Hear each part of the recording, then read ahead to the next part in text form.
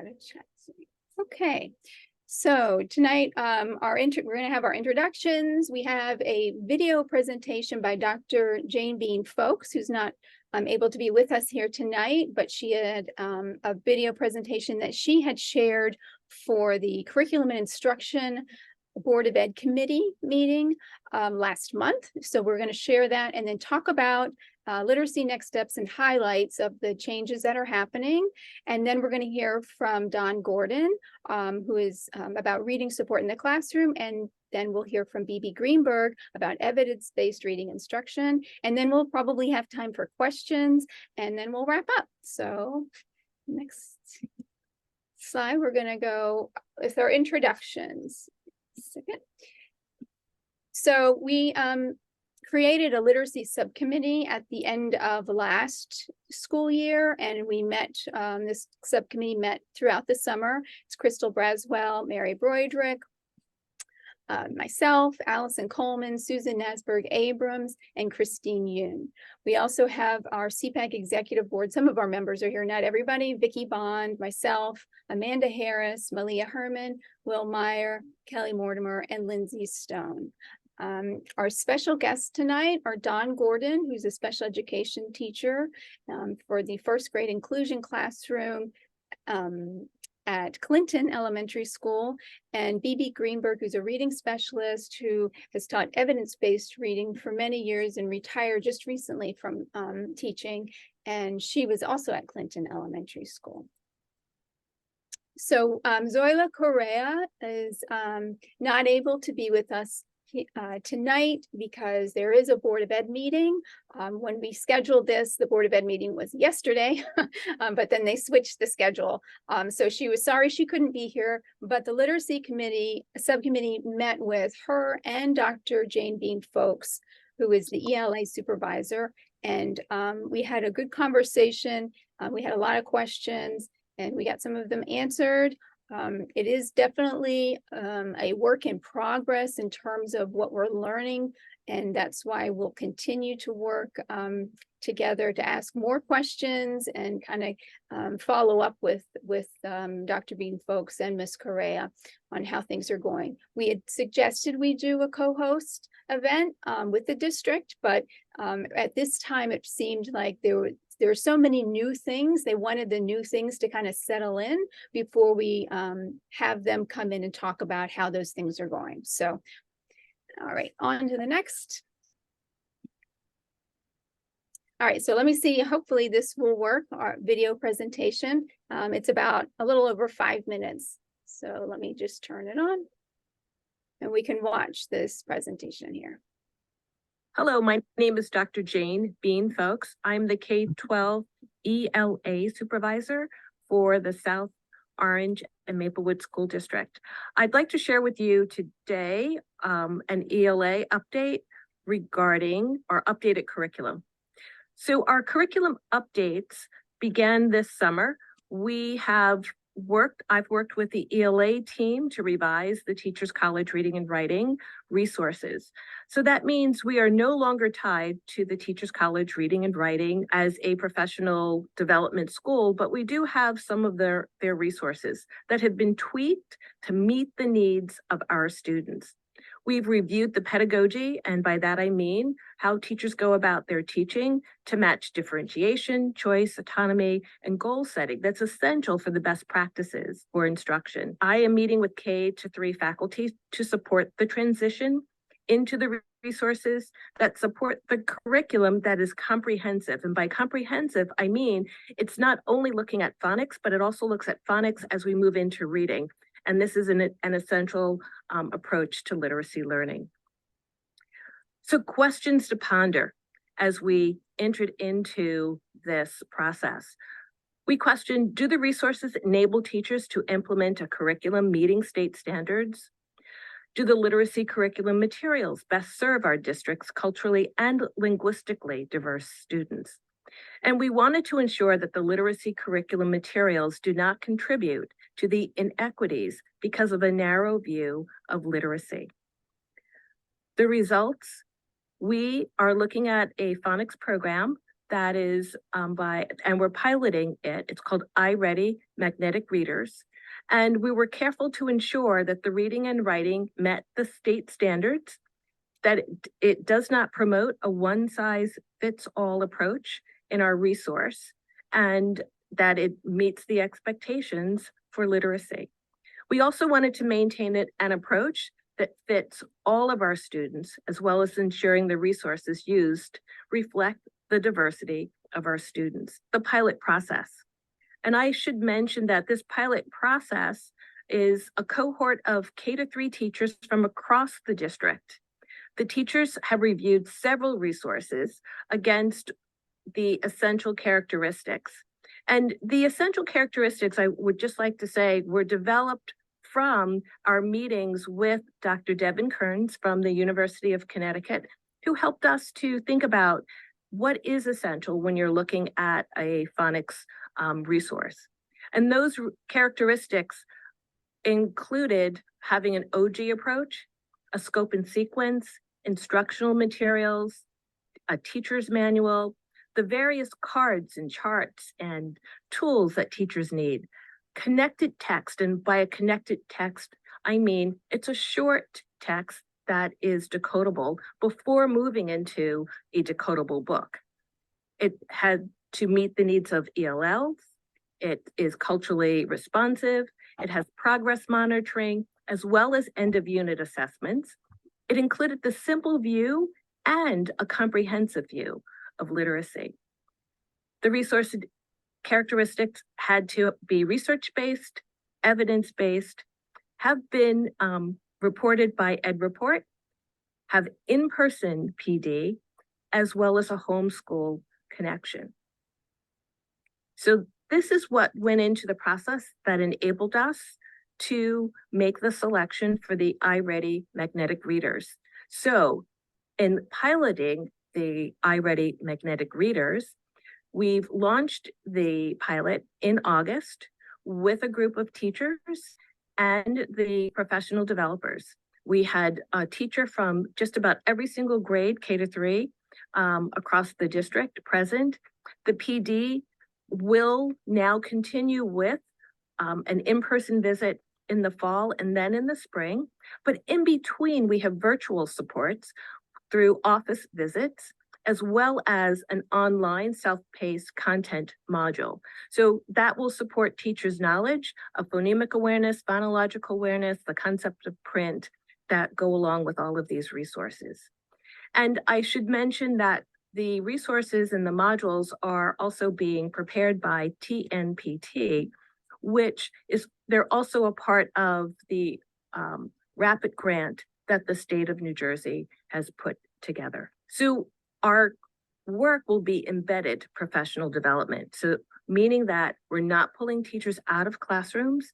The work to support the teachers in this transition to the resources will be in the classroom. There's a monthly calendar of supports. They will be coached in their rooms with the use of the data, as well as the lesson plans and the materials. And again, the content modules will also coincide for teachers to help them with their professional development. And then in between, we'll have data meetings with teachers. I will have data meetings with teachers to review the curriculum process. That's a quick update as to where the ELA department is in September of 2023. I thank you for your time and your attention. Have a great day. Hello, my name. Oops. Okay. Hello, my name is Dr. Jane Bean Folk. Trying to get past that. There we go. So now we have our next steps in literacy. Some of the highlights. Well, as you can tell, changes are happening. We're no longer tied to the Teachers College Reading and Writing Workshop. And as Dr. Bean folks said, the resources have been tweaked to suit the needs of our students. And this year, the Teachers College Phonics is revised somewhat. And she called it was a gap year. Dawn will probably be able to speak more to how that is working in the classroom when she gives her part of the presentation. There's a review of the pedagogy and how teachers are teaching and the comprehensive approach to literacy and looking at phonics as we move into reading. So those are some of the highlights and examples. There's one more page of that. So she also talked about how there were early screeners and assessments such as the Hegarty, which is really focused on the phonemic awareness and phonics assessments that happen for the students in the classrooms by the teachers. And the piloting of the phonics program, it's the iMagnetic Reader. And that program is being piloted by some teachers across the district who have chosen to opt in. Some of the people have, they started actually in the summer, as she talked about, and then they have throughout the year. And then again, they have like more professional development in the spring. The literacy coaches that she talked about from the RAPID grant, which is a grant through the New Jersey Department of Education, that's working directly with teachers in the classroom. So those literacy coaches are coming from different outside our district, and they're coming in through the money from this grant to work directly with teachers. One of the things she talked about when we met with her was how they look at just even like starting with the classroom environment and looking to see that now there might not be word walls, there might be sound walls. So they're looking to see how they can infuse the new teaching strategies and the resources with the environment. And then the focus in kindergarten, first grade for reading is sounding out the words, or what's known as phonics. So Dawn can speak more to what is happening. So we're going to move right over to her. And like I said, we'll be able to answer questions at the end of the presentation. I'd like to go ahead and get through what Dawn has to say and what Bibi has to say. So Dawn is our special education teacher here. She's first grade inclusion classroom at Clinton Elementary. All right, Dawn, take it away. Okay, so hi everybody, how are you? I hope you can hear me okay. Yep, we can. So I'm going to focus on what we're doing like in writing this year, what we're doing in phonics, what we're doing in reading, and some changes that we've seen. So far in writing, right now I'm just going to focus on like what our unit is currently and how it's pretty much like how it's related to what we were doing last year. So the focus of our unit right now in writing is using snap words in your writing. Snap words are the other word for what you know as sight words or must know words. We're focusing in this writing unit again on small moments, which has always been our first unit of writing for as long as I've taught first grade. It's always been small moments first, and that is what our unit is. We are writing small moment stories. But we're really focusing on like more of like the parts of the story where like how to hook your reader, how to end your story, how to write a sentence, a complete sentence and not so complete sentence, where we haven't done much of that in the past. We just followed the TC and the scope and sequence of the TC units. Now we are adding some things in like basic sentence writing, how to start your story, how to end your story, which we did touch upon in the past, but not as much in depth as we are now. Ways to spell unknown words, like we talk about tapping it out, sounding it out, where to find like in the classroom where you can find your snap words. They're all given like individual word walls. We have a word wall on we actually have a big word wall so they can go look at that. Making your pictures move and speak and speech bubbles. As you see, I wrote that so far most of our lessons are TC lessons. We started and are still working on small moments. It's the same as the past, with the exception of there is that focus on basic writing skills, like writing sentences, how to spell a word, how to try your best. We don't focus in first grade. We never have so much on spelling. It's more using the phonetic part of their spelling. Like, believe it or not, like first grade teachers can tell what they write if they're spelling it the way they hear it. And we're supposed to be doing handwriting. They did say that there's a handwriting part of this in writing. Amy and I were discussing this. We, in past, were given handwriting books. Right now, we have not received those yet, and we haven't been told what they wanted us to do as far as handwriting is concerned. We have just been doing basic like letter formation and stuff for like morning work, or like a little here and there when we have like a couple extra minutes during the day. So that's what we're doing so far in writing in first grade. You can go ahead to the next slide. I'm gonna talk about phonics. So Amy and I are not piloting the new phonics program. We chose not to, simply. There's a couple reasons that we chose not to. We piloted the TC program when it came out. Amy and I both really like the TC program. I like it. I think that some of the information taught is a little high for first grade coming in. Like, it's some skills that I feel like are a little hard for them as beginning readers coming into first grade. But it is so hands-on and it's repetitive, and I do like the program.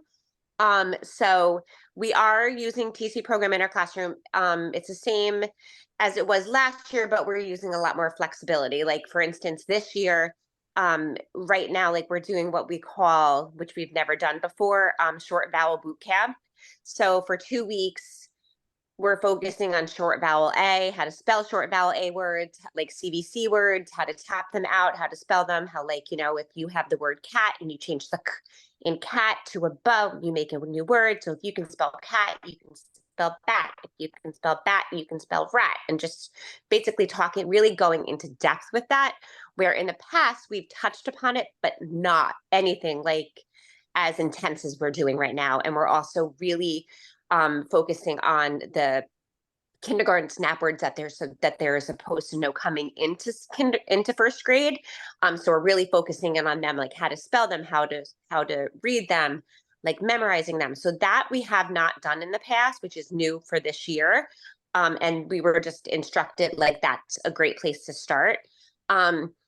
Like I said in my slides, we are not doing the phonics the pilot program. Like I said, we like the TC, and also with the new math curriculum, we thought it was a lot to do. And Amy and I are both also taking grad school classes, so we're like, wow, with new math, do we really want a new phonics? So we kind of, and like the language arts is a little different. We decided to not pilot it. And then I said, like, our focus on how we added flexibility is our short vowel boot camp and the use of all the snap words, and really making sure that they really know the snap words from kindergarten that they were supposed to come in with that knowledge of. So really just reviewing all of that. Okay, you can switch to reading now. Thank you. You're like my personal assistant. I love it.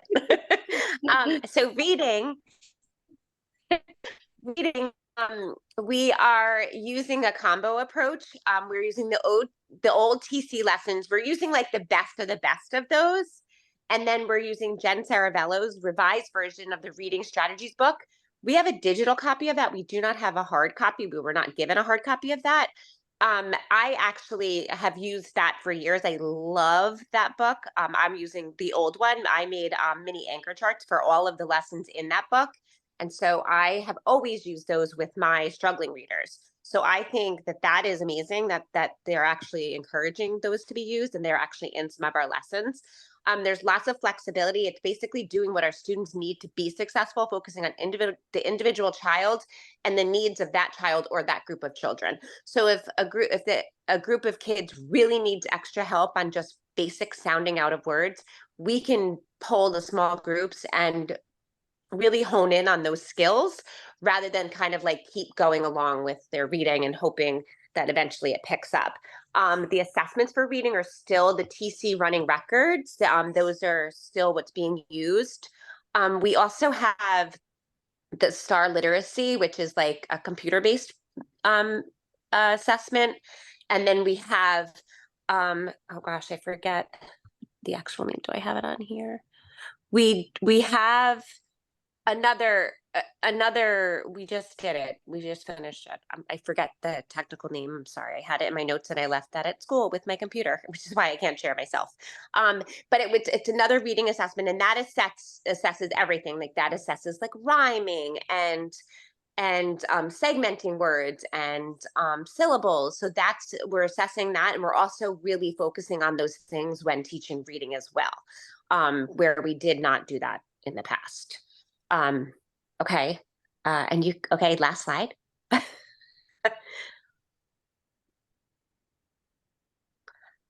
Okay, and then I just wrote like, what does reading look like this year in our classroom? This year we start with the skill that we want to teach. We model that skill. We do that skill together, and then we have the students go back to their seats and practice that skill independently in their own book. So that is kind of like a I do, we do, they do model, which is what we've used in the past. But now when we pull our small groups, they're more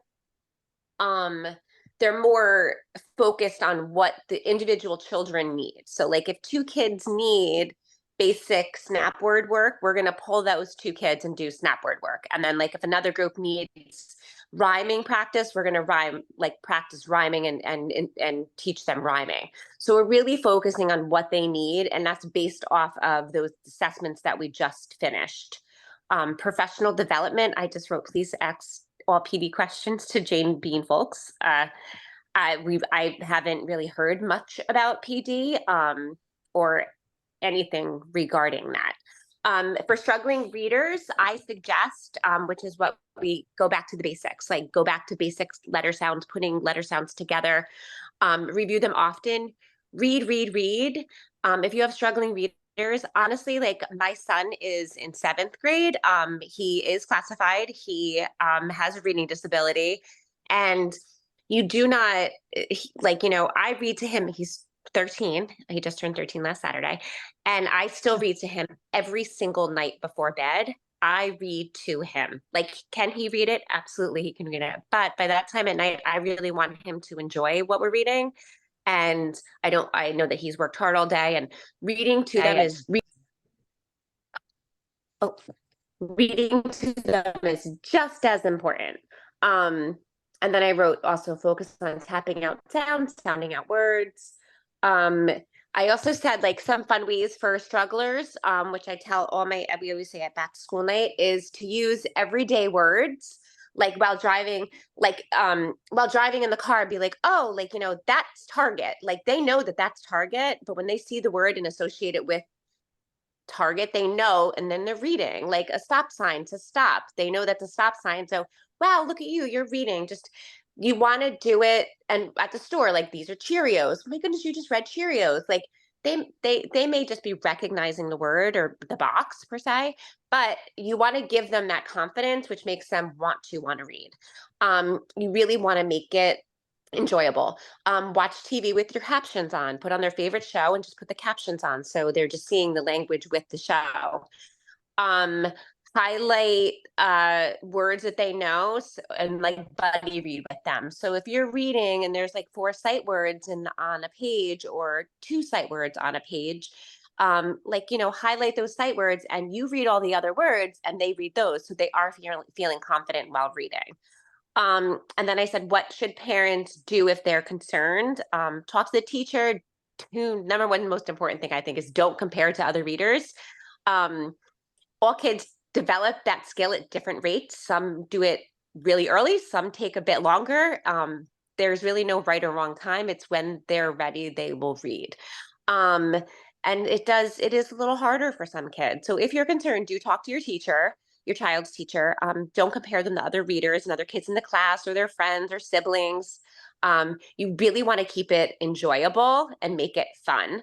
I always tell parents, like, multisensory, like put shaving cream on the wall while they're in the bath and tell them to write their snap words, or write a letter, even like, show me the letter B.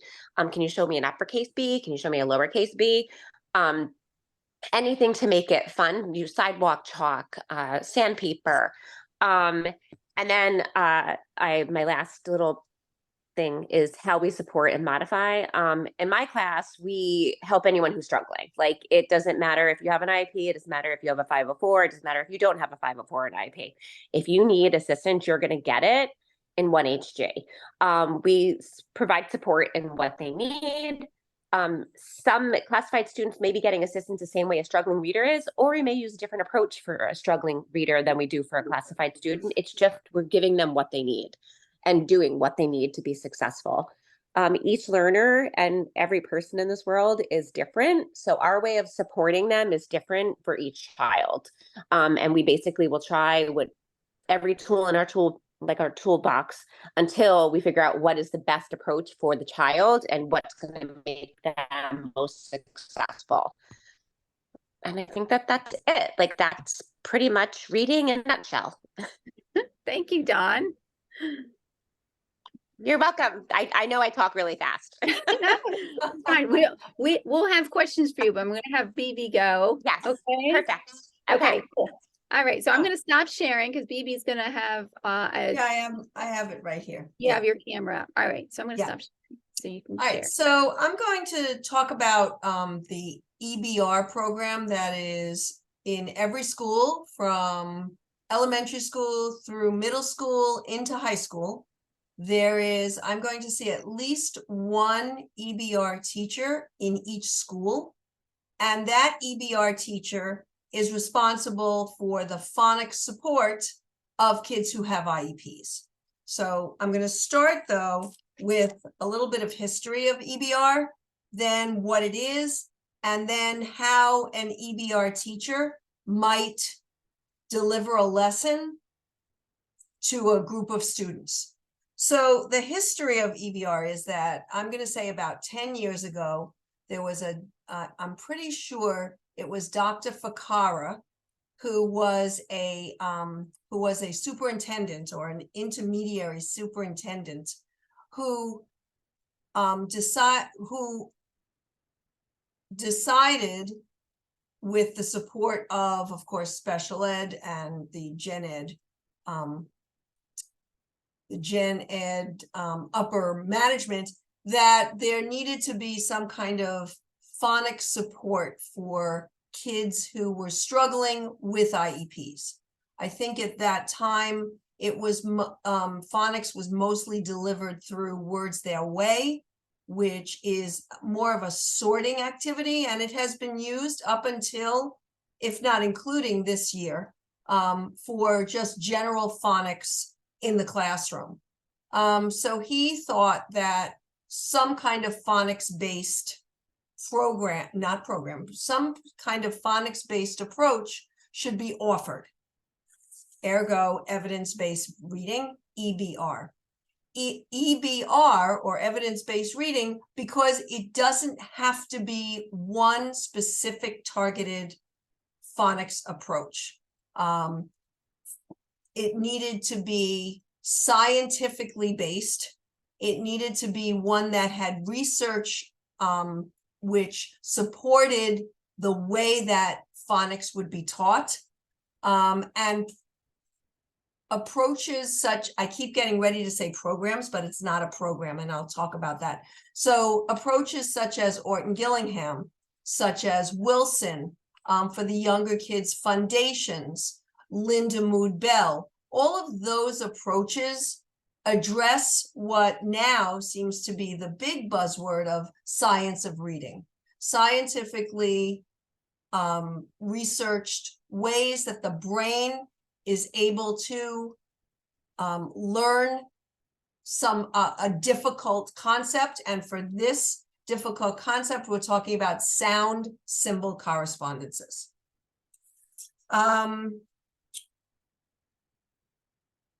And like I said, the commonality of all of those approaches is that it is based in research. There are a lot of what I'm going to call programs out there, which is what Ms. Gordon was talking about. Now they are using this iMagnetic reader. It is a program that doesn't, and I saw on her PowerPoint that it did infuse OG. That was one of the first lines of what is incorporated in it. The Orton-Gillingham approach is student-centered. So if a student is having difficulty discriminating between EA saying E and he or she is saying EA, that's where the instructor would target a lesson. If they know that TCH says ch, that is just something that the instructor would review and move on. If 3 weeks later, the student misreads or misspells a TCH word, that might mean that the following day, the teacher has gone back to TCH in a list of words. So the goal of Orton-Gillingham, and Orton and Gillingham were people's names. One was a doctor, one was a teacher, and they developed this approach way back when, and now it's brain-based research is showing that when a student has a reading disability, specifically dyslexia, what happens in the brain is that when the eyes see a word, instead of going from, I'm going to say from here to here, it goes from here to here to here to here. So it takes longer to get to where it needs to be understood. So that research is showing that parts of the brain that light up when a student is reading words, they see the difference. And this approach of Orton-Gillingham or any kind of brain-based approach seem to then get the brain forming new pathways to be able to read in a more direct fashion. So instead of from here to here to here to here, it's developing pathways that then get it closer to where it needs to be understood. The brain is a fantastic gift. But anyway, okay, so what I do want to now just touch upon is a little bit of the way that a EBR teacher might approach their group. So the types of materials that would be used could be, and I say could because EBR teachers have the flexibility to cater to their student groups and student needs. So this is the way that I did it. And each school's EBR teacher does it in a different way, but for the same purpose. And the purpose is to get the student out of an EBR pullout program, EBR pullout, and get them back into the classroom, into their inclusion classroom, so that they can do their phonics work with their classmates. That's the goal of EBR. So one resource might be a working chart. So as the instructor goes through, as the teacher goes through the various spelling patterns, I'm sorry, something's talking to me here later. Okay. As you go through the various spelling patterns, kind of put it on this chart. So this chart is out for the students, and because it's in an IEP in our district, EBR is 30 minutes, usually 5 days a week. So a teacher has 30 minutes with the students. Now, we are not counting them getting to the classroom. So cut that down to 23 to 25 minutes. And if there's you know, if there's something else going on, it could be even later. So teacher has, you know, a minimal amount of time to get to a lesson. So one thing might be a chart like this. Another thing they might use is a strip like this. Ms. Gordon was talking about tapping out sounds. So instead of tapping out sounds, you might be using chips. And as the student gets ready to spell the word, they move the chips. Let's say bench, ch, and then they spell the word. So it's really a multi-sensory approach. So not just moving these tiles, but they might also be using, I'm sure you've heard of, you know, using sand, and Ms. Gordon talked about using shaving cream. They might be using some kind of tactile object like this to write the targeted sound on, so that their sense of touch is also being used aside from hearing and seeing and then speaking.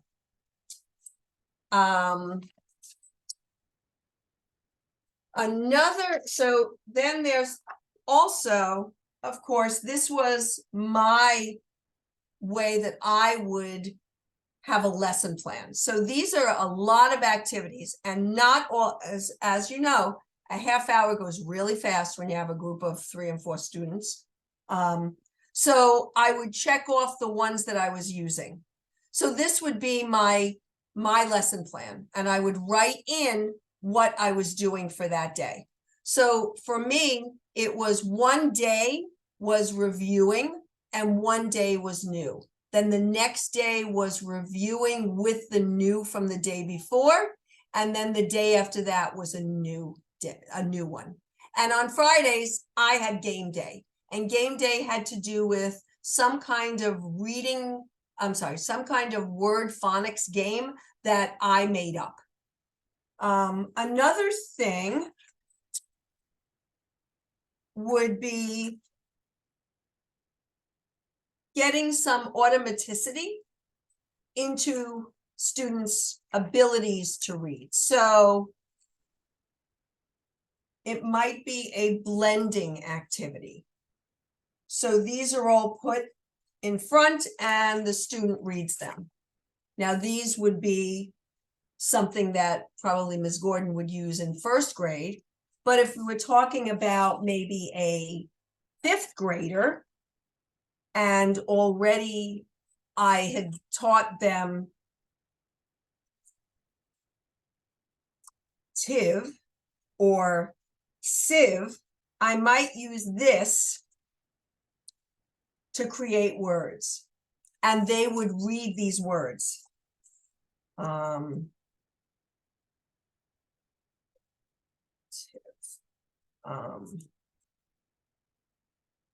Duck. So having them just read through these words, being able to see the similarities between them, being able to pick out prefixes and suffixes is also an important part of this EBR.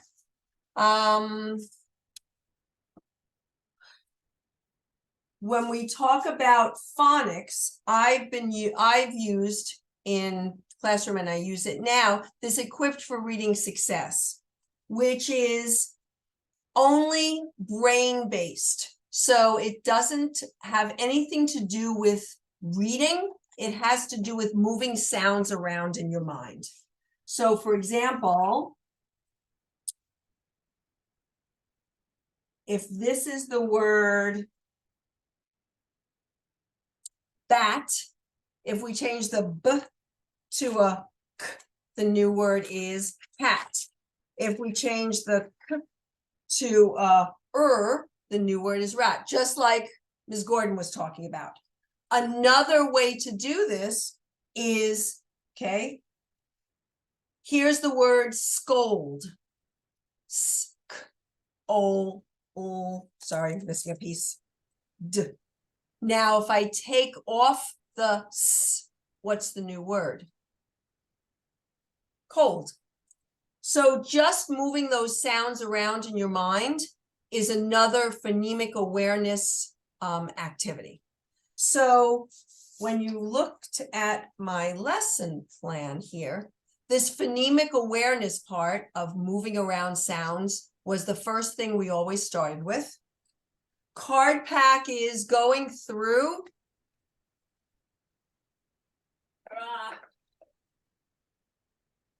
the sounds that they have already mastered. So, and just reading these isolated sounds.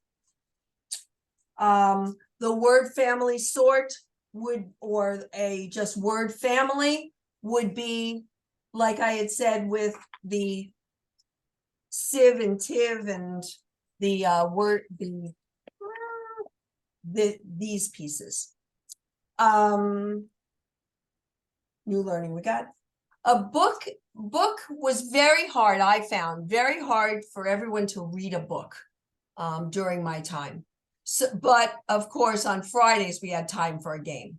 So this would be my lesson plan every day. And not only would it be sounds and symbols, it might also be rules. Like, when do I drop the E? And in order to practice, they would be given a list of words. And reading these words, and then reading sentences with these words, and then practicing writing these words would be the lesson. And I would hold on to what they've written. I would add what we've just done to this chart, and then we would be ready for the next lesson. Ta-da!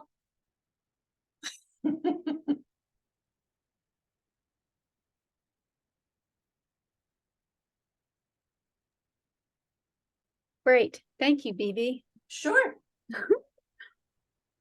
All right. So I would like to open it up to people if they have if you have questions for Dawn or BB. Raise your hand or drop them in the chat or unmute. I don't know if Susan, if you saw any while this was happening. Yeah, there was just one question about the personal development, but I know that Dawn said not to ask you guys. I think there's some concern about the new phonics program, 2 in-person trainings. Is that going to be enough? Right. So we did invite. Well, I don't. Okay. Well, no, I was just gonna say, we did invite a teacher to come and speak who is experiencing it right now. But she said she'd rather wait until she had a little bit more time with it. So I guess they are still kind of getting to know. Does anybody know what is new about it? Maybe the whole program itself, right? It's completely different. Yeah. It's completely different. Like, they got like sets of books and like, yeah, it's very, very different. in a good way, I hope. I don't know. I haven't, all I've seen is I saw Miss Berardi's doing it for kindergarten, and I just saw her kit. That was like the gist of it. Like, they really, yeah. Right. I think if you Googled, seriously, if you Googled iMatic Reader, I think that you would see the components of I remember when last year when they were thinking about this, you can see the components that go into the program. So you can see what it looks like, not how it is being, implemented, but at least you can see the resources and what is being given to teachers to use. So that does sound like a lot of Shout to Sue. Okay. Yeah. All right, so I'm Okay, sorry, thanks. we're gonna wrap it up a little bit here. Thank you again, Phoebe and Dawn, and everybody for coming and asking questions and having this conversation. We will continue to have it, like I said before. We asked them to co-host to try to make it a little bit bigger than CPAC. And they weren't ready, but we will keep asking. I know Ms. Correa and Dr. Bean folks want to partner and get information to parents and, let people know what's happening. So we have a couple of upcoming events next week. There is an event at the Columbia High School. Matt Endlick is going to be the transition coordinator, is going to be doing his now what transition to college with an IEP or 504 for those of you with high school age students or just curious to know how that works.